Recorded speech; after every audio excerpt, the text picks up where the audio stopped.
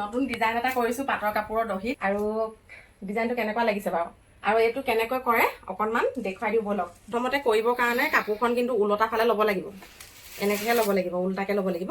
সূতাডাল মই 3 ডলীয়াকৈ লৈছোঁ আৰু এইখিনি দহি বনাবৰ কাৰণে মই মণিগুটি কেইবাবিধৰো লৈছোঁ। তাৰমানে ধৰি লওক এইটো এটা ডাঙৰ আৰু তাতকৈ অকণমান সৰু এটা লৈছোঁ আৰু এইটো ড্ৰপটো দেখিছে আৰু তাতে লৈছোঁ মই এইবোৰ পাইপ, সৰু সৰু পাইপ লৈছোঁ আৰু প্ৰথমতে দিছোঁ ডাঙৰ মণিগুটিটো, মানে এইটো এনেকৈ কৰিছোঁ।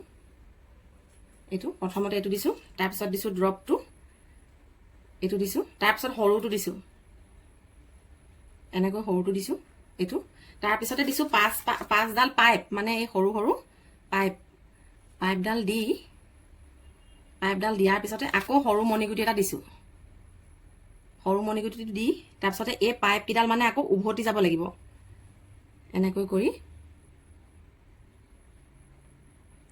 কৰি উভতিছোঁ। অকল এই পাইপলৈকেহে উভতিছোঁ, মণিগুটিটো এতিয়ালৈকে উভতা নাই, কাৰণ আৰু এটা বনাব লাগিব যিহেতু। এনেকৈ কৰি এইটো প্ৰথমটো হৈছে, তাৰপিছতে এইখিনিতে এনেকৈ আকৌ উভতিম, মানে আকৌ 5ডাল পাইপ দিম। পাইপ দিয়াৰ পিছতে আকৌ মণিগুটি এটা দিছোঁ, সৰু মণিগুটিটো, এইটো দিয়াৰ পিছত আকৌ উভতিব লাগিব। এনেকৈ কৰি অকল পাইপকেইডালত উভতিছোঁ প্ৰথম এইবাৰত। এনেকৈ ধৰিব পাৰিছেনে? এনেকৈ কৰি মানে ইয়াত ঢিলা হৈ যায় দেই, টানো কৰিব লাগিব বস্তুটো, যিহেতু অকণমান টানিবলগীয়া বস্তু, নাটানিলে বেয়া হ'ব। এনেকৈ কৰি এইখিনিলৈকে হ'ল, তাৰপিছত আকৌ এইটোত উভতিম, এইটোত উভতিলোঁ, তাৰপিছত আকৌ ড্ৰপটোত উভতিলোঁ, আকৌ এই ডাঙৰ মণিগুটিটোত উভতিলোঁ।